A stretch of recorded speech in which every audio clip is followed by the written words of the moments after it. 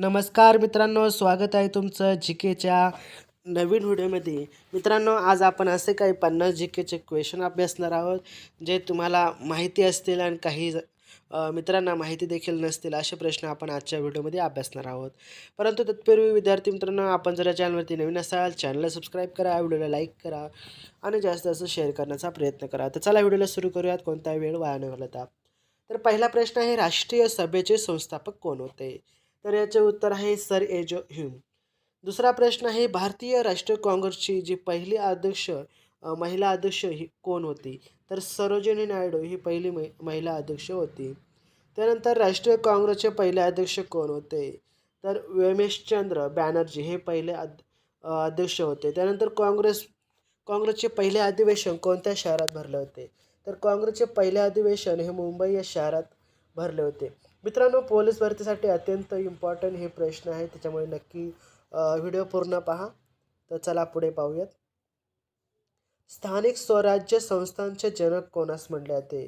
तर Lord Ripon यांना स्थानिक स्वराज्य संस्थांचं जनक म्हटले जाते. त्यानंतर डिस्कवरी ऑफ इंडिया या पुस्तकाचे लेखक कोण आहे? Pandit Jawaharlal Nehru discovery of India या पुस्तकाचे लेखक आहेत. महाराजांचा म्हणजे छत्रपती शिवाजी महाराजांचा राज्याभिषेक आहे तो कोणत्या गडावरती झाला आहे किंवा कोणत्या गडावरती झाला होता? तर रायगड या गडावरती. त्यानंतर थॉट्स ऑफ पाकिस्तान या पुस्तकाचे लेखक कोण आहेत? डॉक्टर बाबासाहेब आंबेडकर या पुस्तकाचे लेखक आहेत. त्यानंतर शाहू महाराजांचे जन्मस्थान कोणते? तर शाहू महाराजांचे जन्मस्थान कागल हे आहे.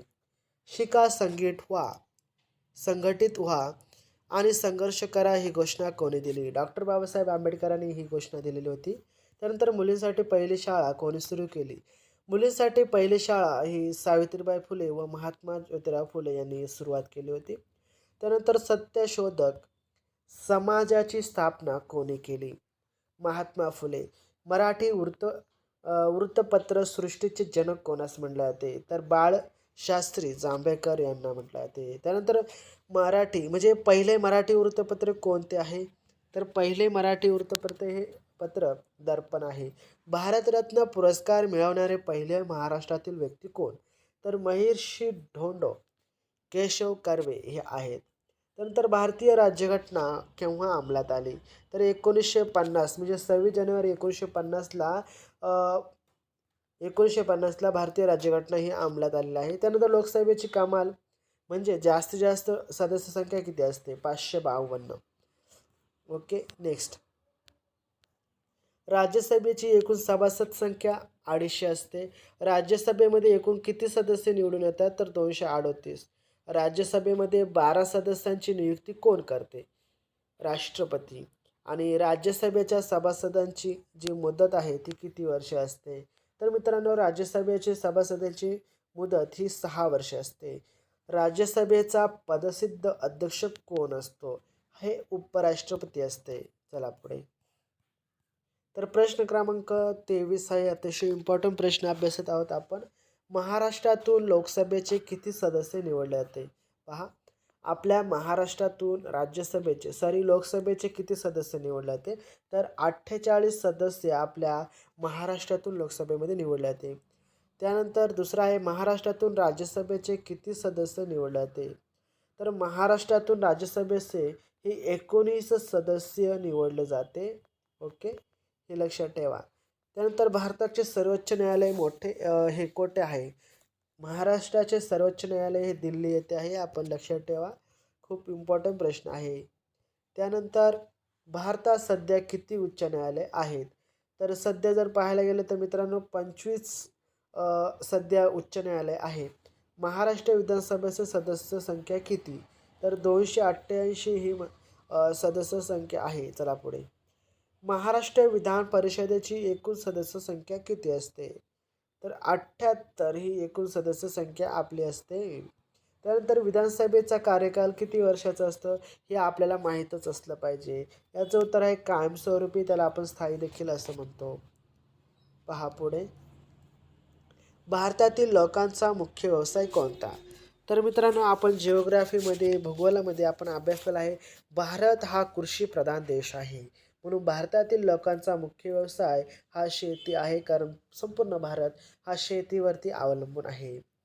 रोजगार हमी योजना राबवणारे पहिले राज्य कोणते? तर रोजगार हमी योजना राबवणारे पहिले राज्य हे आपलं राज्य आहे महाराष्ट्र राज्य. दरडोई सर्वाधिक उत्पन्न असणारे राज्य कोणते? तर महाराष्ट्रच आहे. 1 रुपयाच्या नोटावर कोणाची सही असते?